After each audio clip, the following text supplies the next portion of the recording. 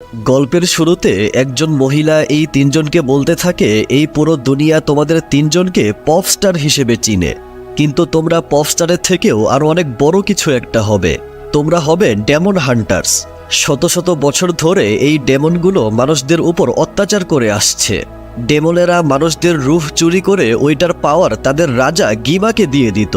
পরে একদিন মানুষদেরকে বাঁচানোর জন্য তিনজন যোদ্ধা জন্ম নিয়েছিল। তাদের কণ্ঠের মধ্যে এই পরিমাণ পাওয়ার ছিল যে তারা এই কালো জাদুশক্তিগুলোকে শেষ করতে পারত। তারা সমস্ত কষ্টের মাঝেও তাদের অসাধারণ কণ্ঠ দিয়ে সাহস ও আশায় ভরপুর গান বা গীত গাইত। তাদের কণ্ঠের ওই গানগুলো শুনে মানুষদের আত্মা জেগে ওঠে এবং তারা সবাই একত্র হয়ে যায়। সেজন্য ডেমন হান্টার্সরা সব মানুষদের ভিতরে থাকা শক্তিগুলোকে একত্র করে এই পৃথিবীকে বাঁচানোর জন্য একটা শিল্ড তৈরি করে, যেটার নাম হলো হর্নমুন। জেনারেশন যেভাবে সামনে এগিয়ে যায় সেভাবেই প্রত্যেকটা জেনারেশনে এরকম তিনজনকে ডেমন হান্টার্স হিসেবে চুজ করা হয়, যারা ডেমনদের হাত থেকে এই পৃথিবীকে রক্ষা করার দায়িত্ব পালন করে। তাদের প্রত্যেকেরই প্রধান উদ্দেশ্য এটাই যে এমন একটা শক্তিশালী প্রতিবন্ধক বানানো যেটাকে ডেমনেরা ভেদ করে কোনোদিনও যেন পৃথিবীতে আক্রমণ করতে না পারে। আর এখন এই দায়িত্বটা তোমরা তিনজন পালন করবে।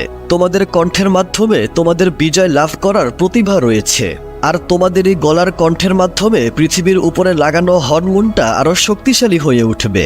পরের দৃশ্যে আমরা একটা শোতে হাজার হাজার মানুষদেরকে হান্ট্রিক্স বলে চিৎকার করতে দেখি। হান্ট্রিক্স হলো একটি তিনজন সদস্যের কে-পপ গার্ল গ্রুপ। একজনের নাম হলো রুমি, আরেকজনের নাম হলো মীরা, আরেকজনের নাম হলো জয়ী। এরা তিনজন আজকে এখানে তাদের ফ্যানদের জন্য একটা গান পারফর্ম করবে। এজন্য সমস্ত দর্শকরা খুশিতে একদম পাগল হয়ে যাচ্ছিল। তখন আমরা ববি নামক এই লোকটাকে দেখি। সে রুমি, মীরা আর জয়ীকে ভিডিও কল করে বলে, তোমরা কোথায়? এখানে অনুষ্ঠান শুরু হয়ে গিয়েছে। 50,000 দর্শকেরা তোমাদের জন্য এখানে অপেক্ষা করছে। তোমরা এখনো এখানে উপস্থিত হওনি কেন? তোমরা এত দেরি কিভাবে করতে পারো? অনুষ্ঠানে পৌঁছাতে দেরি হয়ে গিয়েছে এটা শুনে তারা অবাক হয়ে যায়, আর প্লেনের জানালার বাহিরে তাকিয়ে দেখে যেখানে অনুষ্ঠান হচ্ছে প্লেন ওইখানে না যেয়ে অন্যদিকে যাচ্ছে। এটা দেখে তারা বুঝতে পারে যে এই প্লেনটা যারা চালাচ্ছে তারা আসলে মানুষ নয়, তারা ডেমন। রুমি এখানে এসে বলে, নাটক করা বন্ধ করো, আমরা তোমাদের আসল সত্যিটা জেনে গিয়েছি। ডেমনদের সাথে এই তিনজনের একটা ফাইট শুরু হয়ে যায়। তারা তিনজন যেহেতু পপস্টার, সেজন্য তারা একটা পপ সং গাইতে গাইতে এই ডেমনগুলোর সাথে ফাইট করতে থাকে।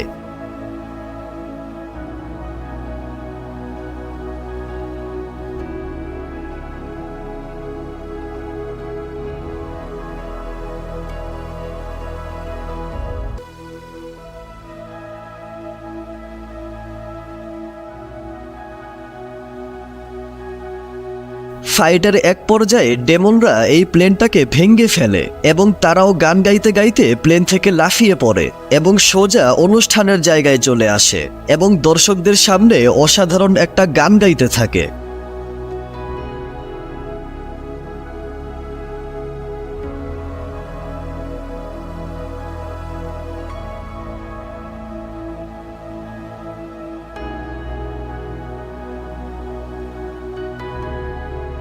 তাদের এই অসাধারণ গানের কারণে হর্নমুন নামক ওই শিল্ড আরও শক্তিশালী হয়ে যায়। অন্যদিকে আমরা ডেমনসদেরকে দেখি। একটা ডেমন প্রচণ্ড ভয়ে ভয়ে ডেমনদের রাজা গিমার কাছে আসে আর বলে, আমরা এইবারও ওই তিনজন ডেমন হান্টার্সকে ধরতে পারিনি, তারা আমাদের ধারণার থেকেও অনেক বেশি শক্তিশালী। তাদের রাজা গিমা বলে, প্রত্যেকটা বার আমি তোমাদের কাছ থেকে এরকম হতাশাজনক উত্তর শুনতে পাই। আমি বুঝতে পেরেছি তোমরা কেউই কোনো কাজের না। এটা বলে সে এই ডেমনকে মেরে ফেলে আর রাগান্বিত হয়ে পকা দিয়ে সবাইকে বলতে থাকে, তোমরা কেউই কোনো কাজের না, কেউ একটা কাজও ঠিকমতো করতে পারো না। তোমরা কেউই এই কথা বুঝতে পারছো না, যদি ওই ডেমন হান্টাররা হর্নমুন নামক ওই শিল্ডকে তাদের গানের মাধ্যমে গোল্ডেন শিল্ডে পরিবর্তন করে দেয় তাহলে আমরা আর কোনোদিনও পৃথিবীতে যেতে পারবো না। আশেপাশে উপস্থিত সমস্ত ডেমনেরা অনেক ভয় পেতে থাকে। তখন সেখানে একটা ছেলে তার অসাধারণ কণ্ঠে সুন্দর একটা গান গাইতে গাইতে সেখানে চলে আসে। তাদের রাজা গিমা বলে, এত সিরিয়াস একটা মোমেন্টে তুমি এভাবে গান গেয়ে মজা করছো কেন? ছেলেটার নাম হচ্ছে জিনু। জিনু বলে, আমি মজা করছি না, আমি আপনাকে সাহায্য করতে এসেছি। আমাদেরকে নতুনভাবে একটা প্ল্যান করতে হবে। আমরা ওই 3টা মেয়ের সাথে এমনভাবে যুদ্ধ করব যেটা তারা কোনোদিনও কল্পনাও করেনি। তারা যেটার মাধ্যমে হরমোনকে আরো শক্তিশালী করছে, আমরা ওই মাধ্যমটাকেই শেষ করে দিব। আমরা সবাই একটা বয় ব্যান্ড হয়ে হান্ট্রিক্সের সমস্ত ভক্তদেরকে আমাদের পক্ষে নিয়ে আসব। এটা বলে তারা নিজেদেরকে এরকম সুন্দর ছেলেদের রূপে পরিবর্তন করে ফেলে। গিমা বলে, আমি তোমাকে অনেক ভালোভাবে চিনি। বিগত 400 বছরে তুমি এমন কোনো কাজ করোনি যেই কাজে তোমার কোনো লাভ নেই। তুমি আমাকে সরাসরি বলো তুমি কি চাও। জিনু বলে, তুমি আমার অতীতের যতগুলো স্মৃতি রয়েছে সেই সমস্ত স্মৃতিগুলোকে আমার ভিতর থেকে চিরতরে শেষ করে দাও। এই কথা বলার পরে এখান থেকে দৃশ্য পরিবর্তন হয়। এরা 3জন একসাথে কথা বলছিল যে আজকে গানটা গাওয়ার সময় আমি হরমোনে হালকা হালকা গোল্ডেন কালার লক্ষ্য করেছি। তার মানে আমাদের গান গাওয়ার কারণে হরমোন আরো শক্তিশালী হয়ে যাচ্ছে এবং গোল্ডেন রূপে পরিবর্তন হচ্ছে। অর্থাৎ আমাদের নতুন গানটাকে এখনই রিলিজ করতে হবে, এটাই সঠিক সময়। তারপর ববি নামক এই লোকটা তাদেরকে বলে, আজকের অনুষ্ঠানটাও অসাধারণ ছিল। তোমাদের গানের ভিউজ আর পপুলারিটি বেড়েই যাচ্ছে, তোমরা সবার টপে রয়েছো। তারপর তারা 3জন বাড়িতে আসার পর রুমি তাদের নতুন গানটাকে সাথে সাথেই লঞ্চ করে দেয়। এরা 2জন যখন একটু রিল্যাক্স করার চেষ্টা করে তখন রুমি তাদের নতুন কস্টিউমটা পরে সেখানে চলে আসে। মীরা আর জয়ী বুঝতে পারে রুমি তাদের নতুন গানটা লঞ্চ করে দিয়েছে। কিছুক্ষণ পর ববি এসে বলে, তোমাদের নতুন গানটা রিলিজ হওয়ার সঙ্গে সঙ্গেই একদম হিট হয়ে গিয়েছে। এটা শুনে তারা 3জন অনেক খুশি হয়ে যায়। গানের নাম হচ্ছে গোল্ডেন, আর গানটা শুনতে আসলেই সেই লাগে।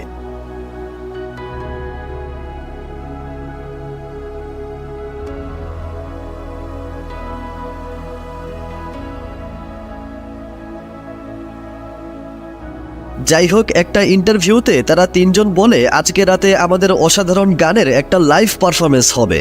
তারপর তারা আজকে রাতের লাইভ পারফরমেন্সের জন্য প্রস্তুতি গ্রহণ করতে শুরু করে।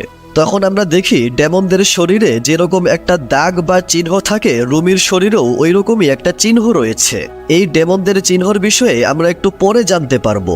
যাই হোক, তারা যখন রাতের লাইভ শোর প্র্যাকটিস করছিল তখন রুমির গলায় একটা প্রবলেম হয়, যার কারণে সে ভালোভাবে গান গাইতে পারছিল না। রুমি বলে, আমার একটু ব্রেকের প্রয়োজন। এটা বলে সে একটা রুমে এসে আয়নায় দেখতে পায় তার গলার কাছে ওই ডেমনের চিহ্নটা আরো একটু বড় হয়ে গিয়েছে, আর এটার জন্যই সে ভালোভাবে হয়তো গান গাইতে পারছে না। সে খুবই চিন্তিত হয়ে দৌড়ে বাড়ির দিকে আসতে থাকে। আমরা জানতে পারি রুমির শরীরে এরকম ডেমনের চিহ্ন থাকার কারণ হলো রুমির বাবা একজন ডেমন ছিল আর রুমির মা একজন হান্টার ছিলেন। রুমি যখন অনেক ছোট ছিল তখনই তার মা মারা যায়। তারপর থেকে সেলিন নামক একজন মহিলা তাকে বড় করে তোলে। সেলিন ছোটবেলায় রুমিকে বলেছিল, তোমার শরীরের এই ডেমনের চিহ্নগুলো থাকলেও তুমি ওদের মতো না, তুমি একদম তোমার মায়ের মতো। যখন হরমোন সর্বোচ্চ লেভেলের শক্তিশালী হয়ে যাবে তখন সমস্ত ডেমনরা এই পৃথিবী থেকে শেষ হয়ে যাবে, আর এটার সাথে তোমার এই ডেমনের চিহ্নগুলোও শেষ হয়ে যাবে। আর বর্তমানে রুমি তার শরীরের এই ডেমনের চিহ্নগুলো অনেক বছর ধরেই তার বন্ধুদের কাছ থেকে লুকিয়ে রেখেছে, আর এটা যেন কেউ না জানতে পারে সেজন্য সে তার বান্ধবীদের সাথে বাথ হাউসেও যেতে চায় না। রুমি বুঝতে পারে যতদিন না তার শরীরের এই চিহ্নগুলো চলে যাচ্ছে ততদিন পর্যন্ত কিছুই ঠিক হবে না। রুমি এই চিহ্নর জন্য বাড়ির ছাদে এসে কান্না করতে থাকে আর বলে, এই চিহ্নর জন্য যদি আমার কণ্ঠে কোনো সমস্যা হয় তাহলে আমি এই পৃথিবীকে কিভাবে বাঁচাবো? সফলতার এত কাছে এসে এইসব কিছু কেন হচ্ছে? এগুলো বলে সে যখন মাটিতে একটা ঘুষি মারে তখন সে হরমোনের উপর একটা লাল আলোর আভা দেখতে পায়। এটা দেখে সে ভয় পেয়ে তাড়াতাড়ি নিচে চলে আসে। রুমির 2জন বান্ধবী মীরা আর জয়ীও বুঝতে পারে আজকে রুমির মন খারাপ, তাই তারা তাকে সান্ত্বনা দিতে থাকে আর বলে আজকে যেই লাইভ শো হওয়ার কথা ছিল সেটা আমরা অন্য কোনো একদিন প্ল্যান করব। আর লাইভ শো দেখার জন্য যেই 10,000 দর্শক এসেছে তাদেরকে ববি হ্যান্ডেল করে নিবে। রুমি বলে, কিন্তু আমার মনে হয় না আমি লাইভ শো করতে পারবো, কারণ আমার ভয়েস তেমন একটা ঠিক নেই। মীরা বলে, তাহলে তুমি সময়ের আগে গানটা রিলিজ করলে কেন? রুমি বলে, কারণ আমরা বিজয়ের অনেক কাছে রয়েছি আর এটা আমাদের জন্য অনেক গুরুত্বপূর্ণ। তার বান্ধবীরা বলে, তুমি চিন্তা করো না, আমরা কিছু একটা অবশ্যই করে নেব। আর তুমি যেহেতু এখন গান গাইতে পারবে না, তাই আমরা এই শোটা ক্যান্সেল করে দিব। রুমি বলে, আমরা এটা ক্যান্সেল করতে পারবো না। এই শোটা সফলভাবে শেষ করতে পারলেই হনমুন এই পুরো বছরের জন্য শক্তিশালী হতে পারবে। জয়ী বলে, তুমি চিন্তা করো না, আমরা যেহেতু সবাই একসাথে আছি তাই কোনো সমস্যাই আমাদের কিচ্ছু করতে পারবে না, আমরা অবশ্যই জিততে পারবো। পরের দিন সকালে তারা রুমির গলার সমস্যার সমাধান করার জন্য একজন ডাক্তারের কাছে আসে। ডাক্তার সাহেব এভাবে রুমির গলায় কি সমস্যা রয়েছে সেটা খোঁজার চেষ্টা করে। কিছুক্ষণ পর ডাক্তারের সাথে অনেক হাস্যকর সময় কাটানোর পর ডাক্তার তাদেরকে একটা ঔষধ দিয়ে দেয়। তারা ঔষধ নিয়ে বাহিরে আসলে সামনে থেকে এই ছেলেদেরকে আসতে দেখে, আর ছেলেগুলোর দিকে কেমনে তাকায় থাকে দেখেন।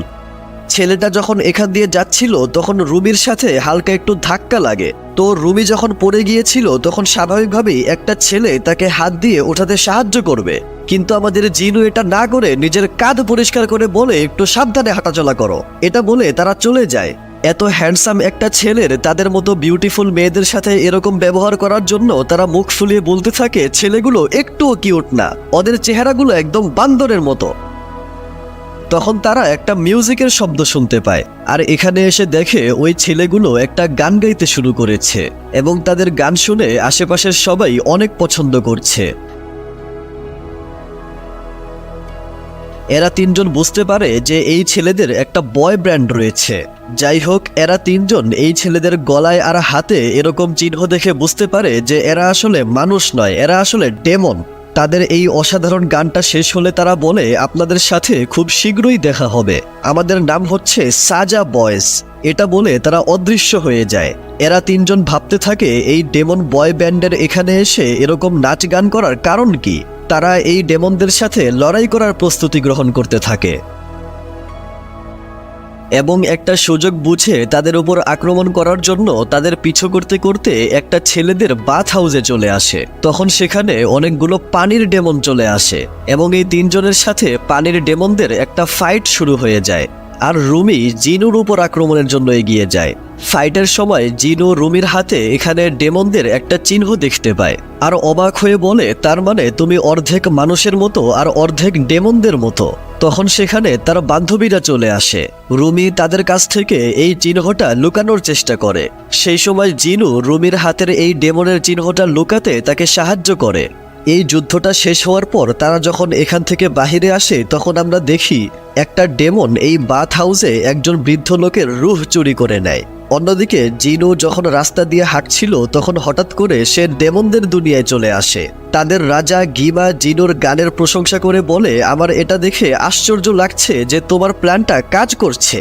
জিনু বলে, এটা তো শুধুমাত্র শুরু হয়েছে, তুমি আমাকে তাড়াতাড়ি আবারও পৃথিবীতে পাঠাও যাতে আমি তোমার সুখবরের ব্যবস্থা করতে পারি।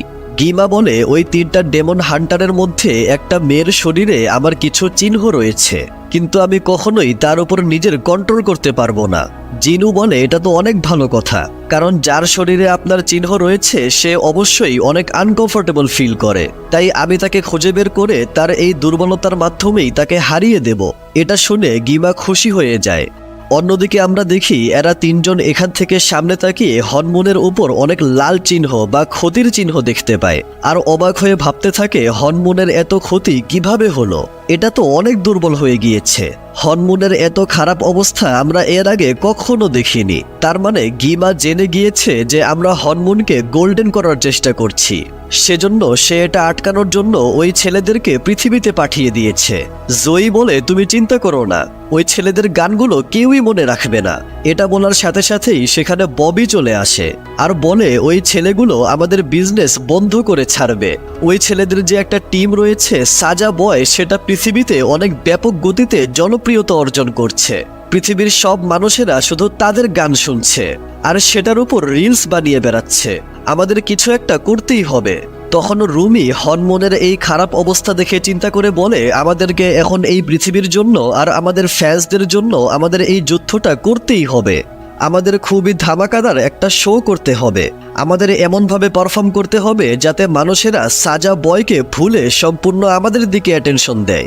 আমরা এমন একটা গান লিখব যেই গানে আমরা সাজা বয়কে ইচ্ছা মতো রোস্ট করব আর ডেমনরা যেখান থেকে এসেছে তাদেরকে সেখানেই পাঠিয়ে দিব। এই কথোপকথন শেষ হওয়ার পর রুমি যখন তার রুমে আসে তখন সে বারান্দায় 3 চোখওয়ালা একটা পাখিকে দেখতে পায়, যার মাথায় একটা ছোট্ট টুপি ছিল। সে পাখিকে দেখার জন্য বারান্দায় আসলে এখানে একটা টাইগারকে দেখতে পায়। টাইগারটা তার মুখের ভিতর থেকে একটা চিঠি বের করে। ওই চিঠিটা জিনু পাঠিয়েছে আর লিখেছে, আমি তোমার সাথে দেখা করতে চাই।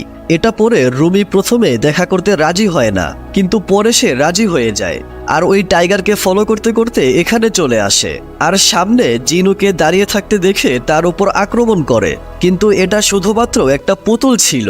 সেই সময় আসল জিনু আসলে রুমি তার উপরেও আক্রমণ করতে শুরু করে।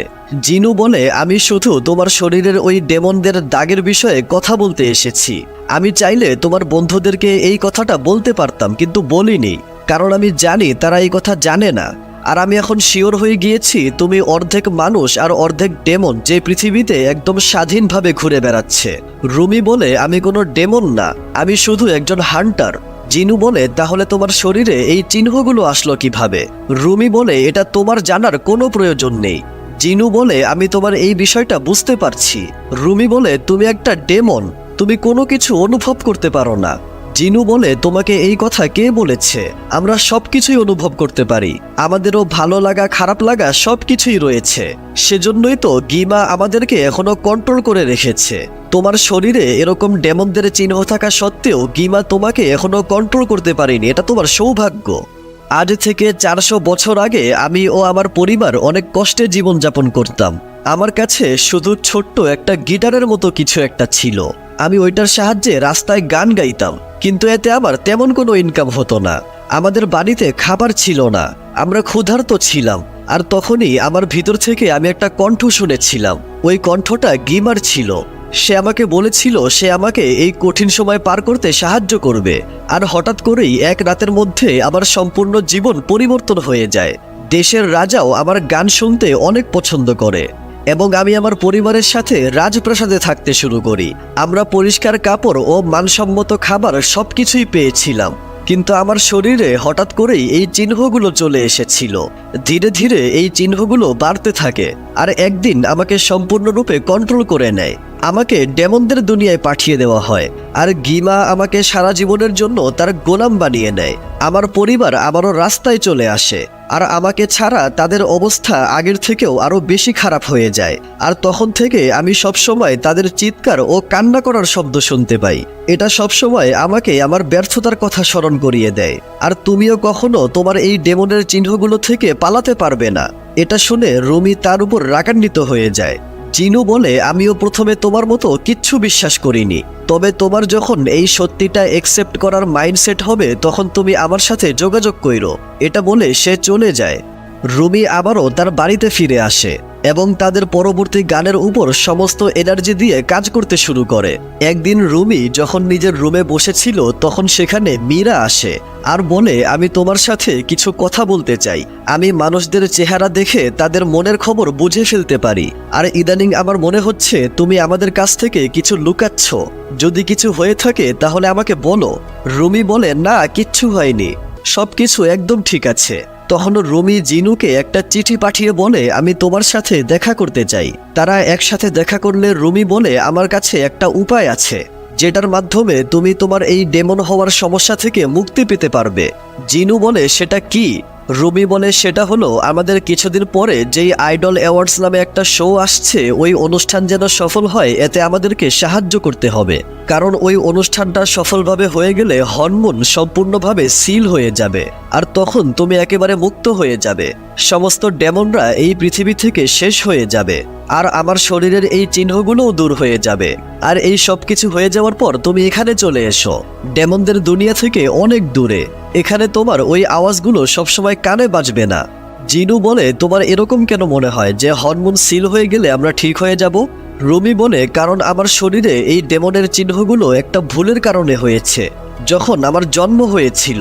তাই আমাকে এটা বিশ্বাস করতে হবে যে যদি এত কিছু করার পরেও তুমি মুক্ত হতে না পারো তাহলে আমিও মুক্ত হতে পারবো না। জিনু এই কথাগুলোর তেমন কোনো গুরুত্ব দিচ্ছিল না। তাই রুমি যখন চলে যাচ্ছিল তখন হঠাৎ করে জিনু তার হাত ধরে ফেলে আর এটার কারণে তারা দুইজনই অনেক লজ্জায় পড়ে যায়। কিছুক্ষণ পর তারা সেখান থেকে চলে যায়। রুমি তার মোবাইলে দেখতে পায় তাদের ভক্তরা তাদের গোল্ডেন সংটা লাইভে শোনার জন্য অনেক ডিমান্ড করছিল।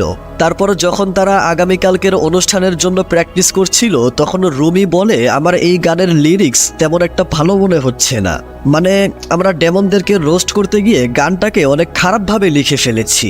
মীরা বলে, কিন্তু এখন আমরা চাইলেও নতুন একটা গান লিখতে পারবো না, আমাদের কাছে একদমই সময় নেই, আইডল অ্যাওয়ার্ডসের শোটা আগামীকালকেই হবে।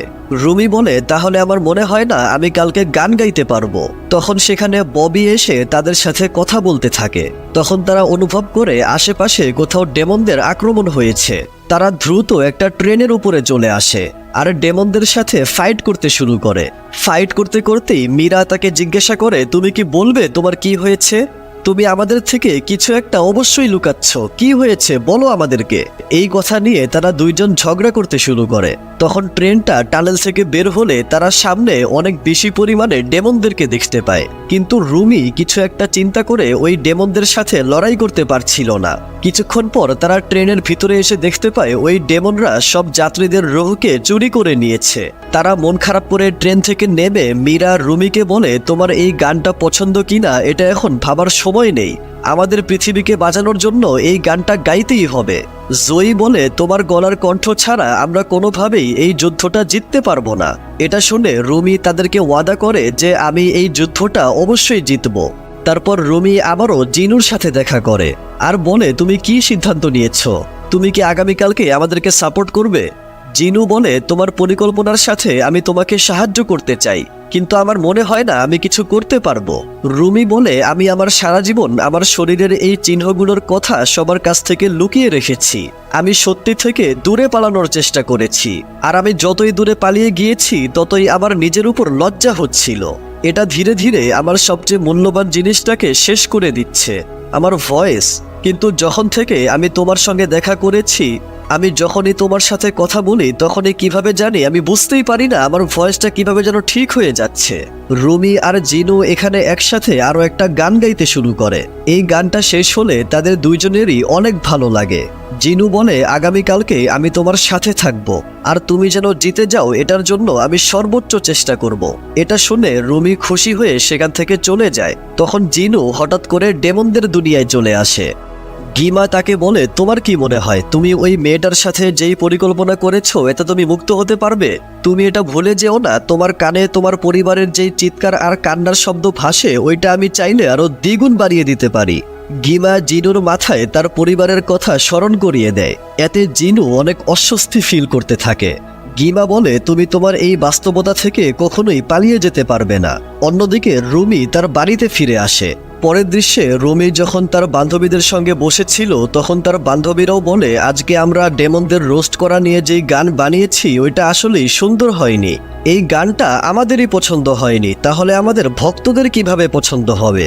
রুমি বলে, আমরা আগামীকালকে আমাদের গোল্ডেন যেই গান রয়েছে ওই গানটা গাইব, কারণ আমরা তিনজন একসাথে মিলে শেষবার যেই গানটা বানিয়েছিলাম যেটা অসাধারণ হয়েছে সেটা এই গানটাই।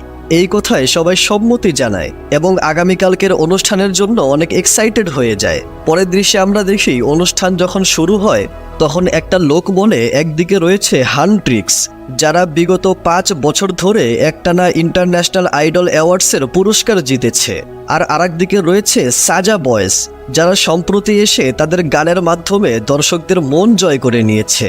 আজকের এই প্রতিযোগিতায় যাদের গান দর্শকদের সবচেয়ে বেশি পছন্দ হবে তারাই জিততে পারবে। তারপর শো শুরু হলে প্রথমে হান্ট্রিক্স স্টেজে এসে গান গাইতে শুরু করে।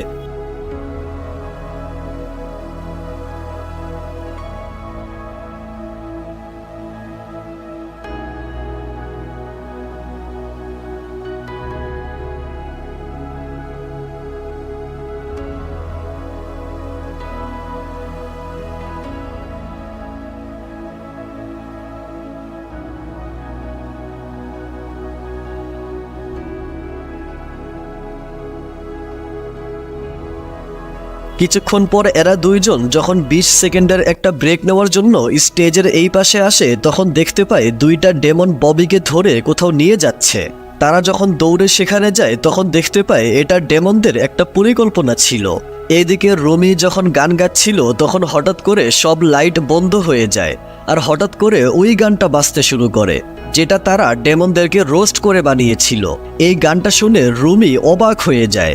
মীরা আর জয়ী এসে স্টেজে রুমির সাথে অনেক খারাপ ব্যবহার করতে শুরু করে। তারা রুমির শরীরে যেই ডেমনদের চিহ্ন রয়েছে সেটা সবাইকে দেখিয়ে দেয় আর বলে, তুমি কোনো মানুষ না, তুমি একটা শয়তান, তোমার এই পৃথিবীতে জন্ম নেওয়াটাই একটা ভুল ছিল। এইসব দেখে রুমি অনেক কষ্ট পায় এবং জোরে একটা চিৎকার করে। তার চিৎকারের কারণে সেখানে সব লাইটগুলো ভেঙে যায়। আসলে এতক্ষণ মীরা আর জয়ী সেজে দুইটা ডেমন রুমির সাথে এগুলো করেছে। আর আসল মীরা আর জয়ী এখানে এসে রুমির শরীরে এইসব চিহ্ন দেখে অবাক হয়ে যায় আর রুমিকে দেখে ভয় পেতে থাকে। তারা বলে, তুমি এই চিহ্নর কথা আমাদের কাছ থেকে এত বছর ধরে লুকিয়ে রেখেছিলে। রুমি বলে, আজকে এই চিহ্নগুলো চলে যাওয়ার কথা ছিল। আমি জিনুর সাথে কথা বলেছিলাম, আমরা একসাথে মিলে একটা প্ল্যান বানিয়েছিলাম। তারা বলে, তার মানে তুমি ডেমনদের সাথে মিলে কাজ করছো? রুমি বলে, না, আমি শুধু তাকে ব্যবহার করেছিলাম। আমি নিজেকে আর সবকিছুকে ঠিক করার চেষ্টা করছিলাম যাতে আমরা একসঙ্গে থাকতে পারি আর আমাদের কাজ করতে পারি। তারা বলে, আমরা একসাথে কিভাবে থাকতে পারি? তুমি আমাদের কাছ থেকে এত বড় একটা কথা লুকিয়ে রেখেছিলে। তারা রুমির কোনো কথাই বিশ্বাস করছিল না। রুমি রাগ করে বলে, তোমরা আমার সাথে এমনটা কেন করছো? রুমির রাগ করার কারণে তারা হরমোনের উপরে একটা লাল দাগ দেখতে পায় আর এভাবে রুমির দিকে অস্ত্র তাক করে ধরে। এটা দেখে রুমি কান্না করতে করতে সেখান থেকে চলে যায় আর দৌড়ে জিনুর কাছে এসে বলে, তুমি আমার সাথে এমনটা কিভাবে করতে পারলে? জিনু বলে, আমি তোমাকে এখন পর্যন্ত যা কিছু বলেছি সব কিছু মিথ্যা বলেছি। আমি আমার পরিবারকে নিজেই ছেড়ে দিয়েছিলাম শুধুমাত্র টাকার জন্য। আমি আমার মা বোনকে ছেড়ে নিজে ভালো থাকার জন্য গিমার সাথে একটা চুক্তি করেছিলাম। রুমি বলে, না, তুমি একজন ভালো মানুষ ছিলে। তারপর গিমা তোমাকে দিয়ে এগুলো করিয়েছে। গিমা তোমার মাইন্ডকে কন্ট্রোল করছে, তোমার নিজের সাথে যুদ্ধ করতে হবে। জিনু চিৎকার করে বলে, সব সত্যি, আমি ইচ্ছে করে এগুলো করেছিলাম আর এখন কোনো কিছুই পরিবর্তন করা সম্ভব না। রুমি বলে, এখনো কিচ্ছু হয়নি, সবকিছু ঠিক করা সম্ভব। জিনু বলে, তুমি নিজেকে দেখো, তুমি কি নিজেকে ঠিক করতে পেরেছো? তুমিও আমার মতোই একটা ডিমন। আমাদেরকে এভাবেই দুঃখ কষ্টের সাথে দিন কাটাতে হবে, আর সেটাও সারা জীবনের জন্য। এগুলো বলে জিনু অদৃশ্য হয়ে যায়। এগুলো শুনে রুমি অনেক হতাশ হয়ে যায়। ওইদিকে দেখা যায় টিভিতে বলছিল আজকে হান্ট্রিক্স পুরো দুনিয়ার সামনে তাদের ব্যান্ডটাকে ভেঙে ফেলেছে, সেজন্য ইন্টারন্যাশনাল আইডল অ্যাওয়ার্ডস এবার সাজা বয়ে জিতেছে। মীরা আর জয়ী দেখতে পায় ওই অনুষ্ঠানটা সফল না হওয়ার কারণে হরমোন ধীরে ধীরে ভেঙে যেতে শুরু করেছে। ওইদিকে ববি তার মোবাইলে দেখতে পায় তাদের হান্ট্রিক্সের ফ্যান ফলোয়ার ধীরে ধীরে কমতে কমতে সবার লাস্টে চলে এসেছে। তখন ববি একটা অদ্ভুত শব্দ শুনতে পায়। ভয়েসটা বলে, তুমি ওদেরকে একসঙ্গে জুড়ে রাখতে পারোনি, এখন তুমি সম্পূর্ণ একা হয়ে গিয়েছো। তুমি একা একা কি করবে? আমাদের কাছে চলে আসো। এই কথা শোনার পর মনে হচ্ছে ববি কেমন জানি সম্মোহিত হয়ে গিয়েছে। তখন টিভিতে সাজা বয়েস চলে আসে। জিনু বলতে থাকে, আজকে হান্ট্রিক্সকে ভেঙে যেতে দেখে সবার মনটাও ভেঙে গিয়েছে, তাই আপনাদের মন ভালো করার জন্য আমরা আজকে রাতে নামসান নামক টাওয়ারে আমাদের একটা লাইভ শো রেখেছি। আপনাদের সাথে খুব শীঘ্রই দেখা হচ্ছে। দেখা যায় সব মানুষেরা একদম পুতুলের মতো করে হাঁটতে হাঁটতে জিনু এইমাত্র যেই টাওয়ারের কথা বলল ওই টাওয়ারের দিকে এগিয়ে যাচ্ছে। এমনকি মীরা আর জয়ীকেও দেখে মনে হচ্ছে তারাও সম্মোহিত হয়ে গিয়েছে। অন্যদিকে রুমি সেলিন নামক ওই মহিলার কাছে আসে, যে রুমিকে একজন মায়ের মতো করে বড় করেছে। রুমি বলে, আমি মনে করেছিলাম আমি সব ঠিক করতে পারবো, কিন্তু আজকে আমি হেরে গিয়েছি। আমার দ্বারা কিচ্ছু করা সম্ভব না। আপনি জানতেন যে আমার জন্ম হওয়াটাই একটা বড় ভুল ছিল, তাহলে আমাকে ছোটবেলাতেই মেরে ফেলেননি কেন? রুমি তলোয়ার ধরে বলে, আপনার অনেক আগে যেই কাজটা করা ছিল এটা এখনই করে দিন। আমি যেটা বানাতে এসেছিলাম এটা ধ্বংস করার আগেই আমাকে শেষ করে দিন। সেলিন বলে, আমি এটা করতে পারবো না। তোমার মা যখন মারা গিয়েছিল তখন আমি ওনাকে ওয়াদা করেছিলাম যে আমি তোমার সব কিছুর খেয়াল রাখবো। সবাই সবসময় আমার মাথায় শুধু একটাই কথা ঢোকানোর চেষ্টা করেছিল, যে তোমার জন্ম হওয়াটা আসলেই একটা ভুল, কিন্তু আমি ওই সব কথা আমার মাথা থেকে বের করে দিয়েছি আর তোমাকে গ্রহণ করেছি। আমি তোমাকে অনেক ভালো একটা জীবন দিতে চেয়েছিলাম, আর এটা দেওয়ার জন্য আমি তোমাকে সাহায্য করেছি। রুমি বলে, কিন্তু আপনি সারা জীবন আমাকে দুনিয়ার কাছ থেকে লুকিয়ে থাকতে বলেছেন। সেলিন বলে, ওইটা শুধুমাত্র তোমার শরীরের এই চিহ্নগুলো দূর হওয়া পর্যন্ত। এখনো আমরা তোমার শরীরের সব চিহ্নগুলো দূর করে সব ঠিক করতে পারবো। আমি মীরা আর জয়কে বুঝিয়ে দিব যে ওই সব কিছু একটা মিথ্যা ছিল। গিমা তোমাদেরকে আলাদা করার জন্য এগুলো করেছে। রুমি বলে আমি আর লুকিয়ে থাকতে চাই না, আর সবার কাছে মিথ্যা কথাও বলতে চাই না। সেলিন বলে এরকম না, এখনো সব ঠিক করা সম্ভব। রুমি বলে আপনি কেন বুঝতে পারছেন না, এই চিহ্নগুলোই আমার বাস্তবতা। আমি যত যাই করি এই বাস্তবতা থেকে পালিয়ে যেতে পারবো না। এগুলো বলে রুমি সেখান থেকে চলে যায়। অন্যদিকে সব মানুষেরা যখন এখানে চলে আসে তখন সাজা বয়েজ স্টেজে এসে একটা গান গাইতে শুরু করে। সব মানুষেরা তাদের গান শুনে তাদের প্রতি আরো আকৃষ্ট হতে থাকে।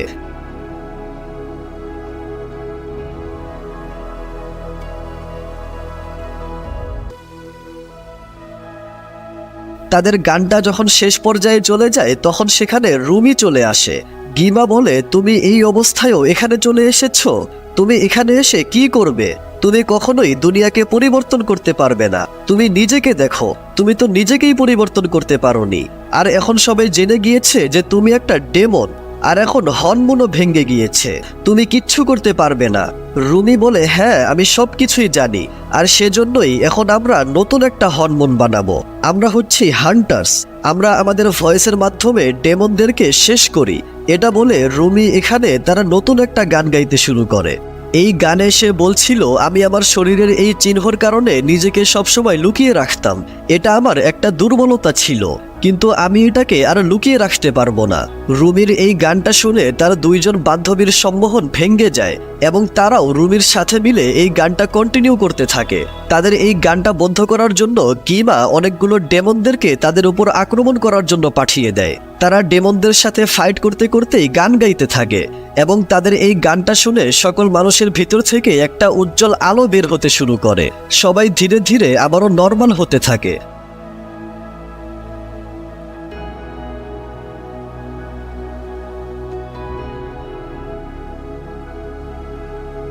কিছুক্ষণ পার হওয়ার পর গিমা তাদের এই গানটা শুনে অনেক বিরক্ত হয়ে যায় আর বলে তোমাদের এই ভয়েস আমাকে কোনোদিনও হারাতে পারবে না।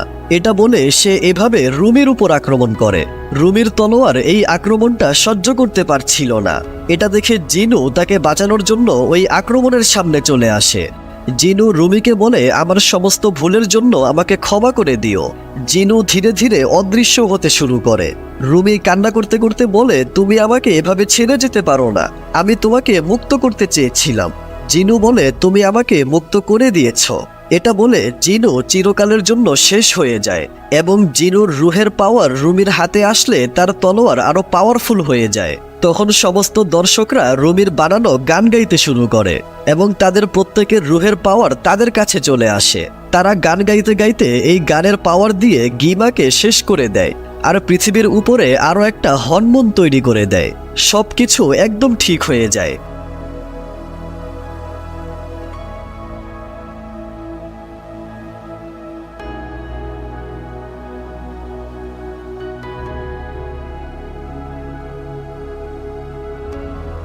পরের দৃশ্যে আমরা দেখি তারা তিন বান্ধবী একসাথে মিলে বাথ হাউসে রিল্যাক্স করছিল। তারপর তারা একসাথে বের হয়ে যখন রাস্তা দিয়ে হাঁটছিল তখন সামনে তাদের মতোই তিনজন বান্ধবীকে দেখতে পায় এবং তাদের কাছে এসে এমনি নর্মালি কথা বলতে শুরু করে। তারপর আমরা এখানে জিনুর পোষা টাইগার আর ওই পাখিটাকে দেখতে পাই, আর এটার সাথে সাথে এই গল্পটা এখানেই শেষ হয়।